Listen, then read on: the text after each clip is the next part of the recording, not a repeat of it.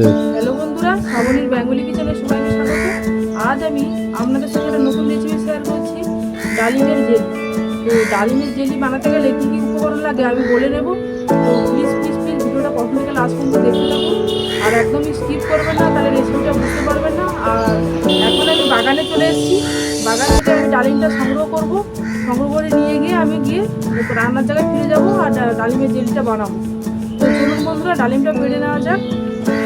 আমি পাকা ডালিম থেকে পারবো।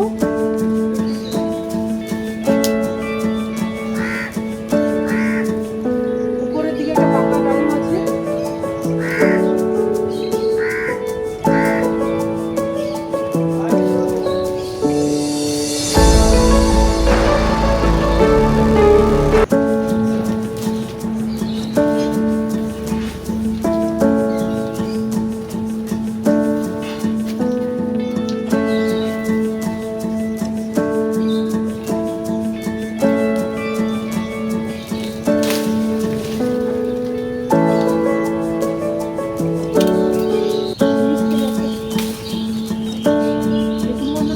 ডালিম পাড়া হয়ে গেছে, এই দুটো ডালিম দিয়ে জেলিটা বানানো হয়ে যাবে। এবার আমি রান্নার জায়গায় ফিরে যাচ্ছি। ডালিমের জেলি বানাতে গেলে কি কি উপকরণ লাগে আমি বলে নেবো। আর গাছ থেকে যে ডালিম করে নিয়ে এলাম আপনাদের আমি দেখিয়েছি। তো এটা গাছের ডালিম আছে, আর একটা কেনা ডালিম আছে। আর লাল ডালিমগুলো হচ্ছে কেনা ডালিম। এই বর্ষার একদম প্রথমের দিকে ডালিমগুলো অতটা লাল হয় না, বর্ষার পর ডালিমের কালার লাল আছে। তো সাদা ডালিমটা এখনো পর্যন্ত ঠিক মতো লাল আসেনি, তাই লাল ডালিম আমি মিশিয়ে আমি এই জেলিটা বানাবো, তাহলে কালারটা খুব সুন্দর আসবে। প্রথমে আমি মিক্সিতে এটাকে পেস্ট করে নেব।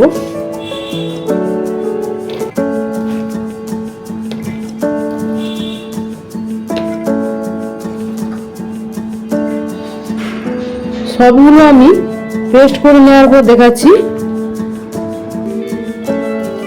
দেখুন বন্ধুরা, এটা আমি পেস্ট করে নিয়েছি। এবার আমি ছেঁকে নেব।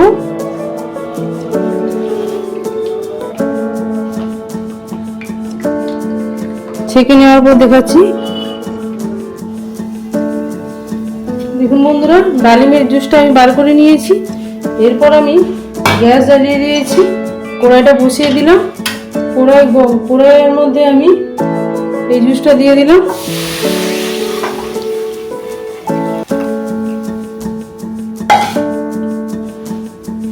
আর এক বাটি আমি বাতাসা নিয়েছি, আপনারা চিনি দিয়েও করতে পারেন। আমি বাতাসাটা দিয়ে দিলাম।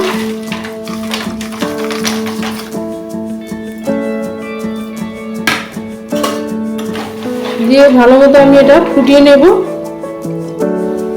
কিছুক্ষণ আমি ফুটিয়ে নিয়েছি, বাতাসাগুলো গুলে গেছে। এরপর আমি লেবুর রসটা দিয়ে দিলাম। লেবুর রসটা দিলে চকচকে ভাবটা আসবে।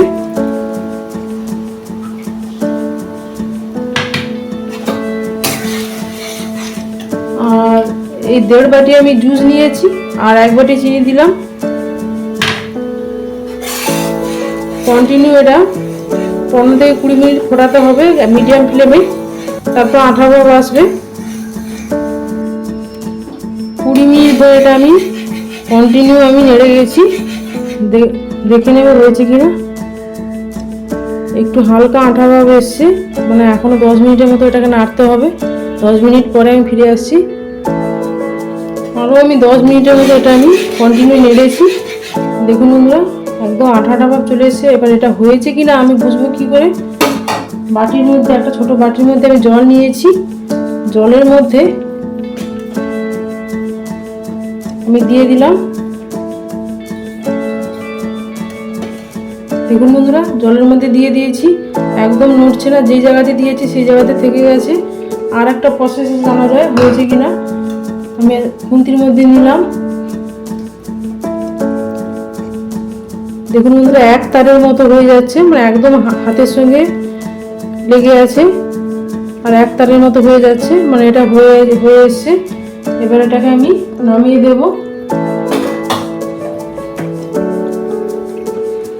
কি সুন্দর, একদম ফেনার মতো। এটা আর একটা প্রসেসে জানা যায়। একদম দেখুন বন্ধুরা, রসটা একদম ফেনার মতো হয়ে গেছে, একদম গাঢ় গাঢ় হয়ে গেছে। এবার আমি গ্যাসটা অফ করে দিলাম। এটাকে ঠান্ডা করে আমি কাঁচের জারের মধ্যে রাখবো। আপনারা ভিনিগার দিয়ে রাখতে পারেন, ভিনিগার দিয়ে রাখলে অনেকদিন ধরে থাকে। আমি ভিনিগার দেবো না, আর কাঁচের জারে রাখবেন, দেখবেন খুব ভালো থাকবে জেলিটা।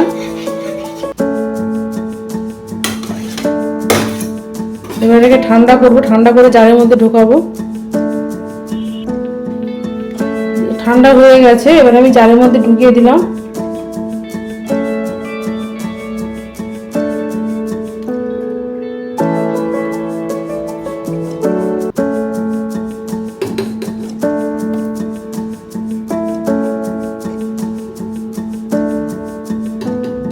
ঢোকানোর পর দেখাচ্ছি, দেখুন বন্ধুরা আমি জারের মধ্যে ঢুকিয়ে দিয়েছি। এবার আমি চাপাটা লাগিয়ে দিলাম, দিয়ে এটা আমি 7 থেকে 8 ঘন্টা বাদে আমি নর্মাল টেম্পারেচারে আমি রেখে দেবো। 7 থেকে 8 ঘন্টা বাদে আমি রুটির সঙ্গে লাগিয়ে দেখাবো কেমন হয়েছে জেলিটা। 7 থেকে 8 ঘন্টা বাদে আমি ফিরে এসেছি, আর বাটির মধ্যে আমি কিছুটা অংশ কাটিয়ে নিয়েছি। এবার আমি রুটিতে আমি লাগিয়ে দেখাবো কেমন হয়েছে জেলিটা।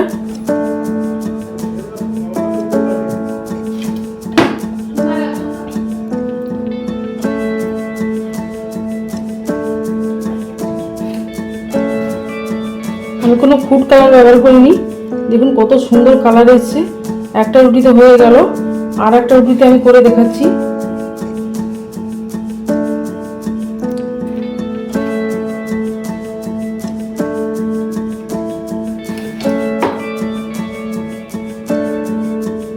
দেখুন বন্ধুরা বাকি অংশটা আমি জারের মধ্যে রেখে দিয়েছি।